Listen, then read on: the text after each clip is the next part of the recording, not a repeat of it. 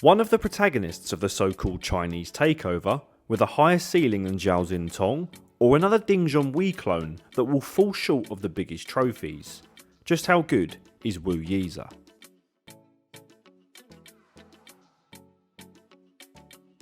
Looking at the centuries per season graph, and you're looking at the stats of a player who has had a meteoric rise in snooker, excuse the cliche. He had 44 centuries last season, and 56 centuries and counting this season, which is truly of elite level, and is even more scary when you realise he's just 22 years old.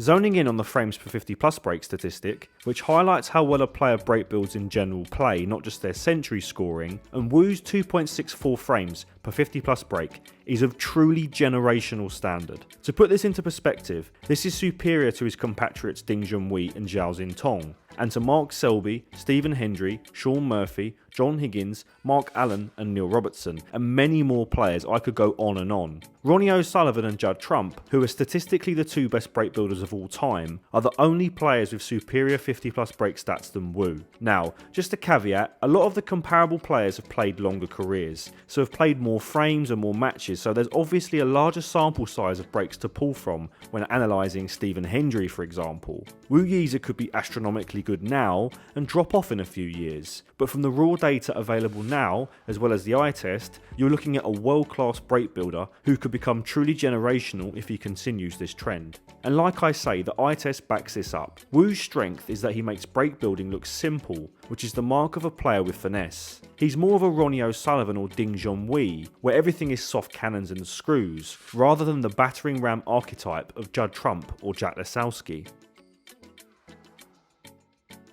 The benchmark for long potting in snooker for me is Neil Robertson and Shaun Murphy. They are the best in the business. Wu Yize falls short of this level, but he's very close to the levels of players below that category, such as Judd Trump and Mark Selby. There's a common opinion among snooker fans that the pockets in China when Wu won his maiden ranking title at the 2025 International Championship were like buckets, and I completely agree. However, I don't think Wu is a good long potter just because he pots balls into bigger pockets. I just think in Chinese events he's noticeably more attacking because he is aware of the pocket size. He's still a strong and consistent long potter in Europe and in other places, and it will only improve with time as he becomes a more refined snooker player.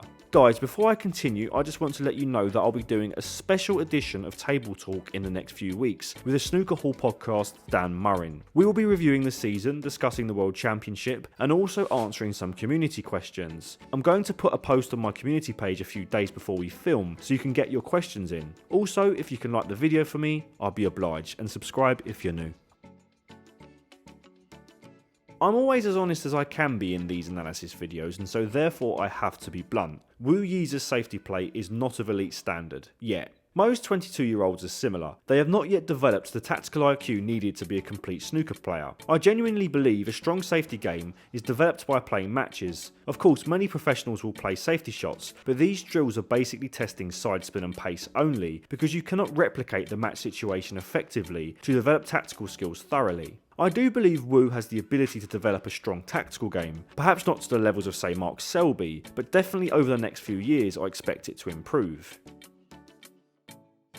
Gauging temperament when a player is so young is tricky, because most young players have strong temperaments due to their lack of battle scars. Of course, there are exceptions to this rule, but Wu strikes me as a guy who is aware of his ability and knows that he's a match for anyone in the world when he's playing well. His ability makes his temperament better, but there may be times in his career where his game fails him, and that's when we can decipher just how good his temperament is. I believe that as of 2026, his temperament is solid and will probably get better with time as he gets a few more wins under his belt, but it could also get worse if he gets a few knockbacks. Temperament is volatile, which is ironic. For a 22-year-old, it's a bit difficult to compare Wu to 6 peers, but what I'm going to do is compare him to 3 compatriots of similar standard and 3 other top players. Wu Yize 3, Zhao Xintong 2. Wu Yize 0, Ronnie O'Sullivan 2. Wu Wu Yize 2, Neil Robertson 4, Wu Yize 2, Si Jiahui 2, Wu Yize 1, Kyron Wilson 3, and Wu Yize 4, Zhao Guodong 2. So it's a bit of a mixed bag. He performs very well against his fellow Chinese peers, with positive ratios against Xintong, Si and Guodong, but against Ronnie, Neil Robertson and Kyron Wilson, he has a negative ratio, which makes sense. Those three are world-class players and are very well-rounded, so it will take a bit of time for him to reach those levels as we previously discussed. In summary, Wu Yize is the best young talent there is on tour right now. I think he's got a truly astronomical potential ceiling, and it may be premature, but if Wu continues the way he is going, I think it will be him that goes on to be the world number one, not current world champion Zhao Xintong. I'm not saying Xintong isn't an incredible talent, but Wu is younger than Xintong, and I'm already seeing him develop as fast, if not faster than Xintong was at that age. For a starter, Wu's breakbuilding is already statistically superior. So let's rate him.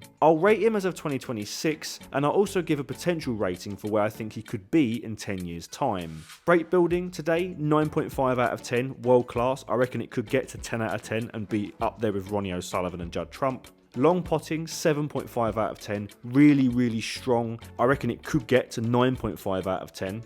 Safety play, 5.5 out of 10. Average tour level, no better than that. I think it could get to top 16 level and would be 7.5 out of 10. Temperament, 7 out of 10. Top 16 level, it could get better, it could get worse, but I think it will get better. 8.5 out of 10 potentially. And head to head, 7 out of 10. He's doing okay at the moment, but as he gets better and more refined, I expect him to beat more players than he loses to. I reckon it could get to 8.5 out of 10. For a total of 36.5 out of 50 now, and a possible 44 out of 50 in the future, which puts him a bit below current world champion Zhao Xintong, who got 38 out of 50, but sneaks him into the elite class, which I think is fair, as he's clearly a developing snooker player who will no doubt be troubling the upper echelons of the sport. His potential ability of 44 out of 50 is well above the master level minimum and would put him on par with Stephen Hendry, which I understand is high praise, but I really do believe that Wu could reach those generational levels if everything aligns correctly for him. I definitely expect at the very least that he will be a multiple Triple Crown winner. What do you think? Do you think Wu is a world champion in waiting? Let me know below.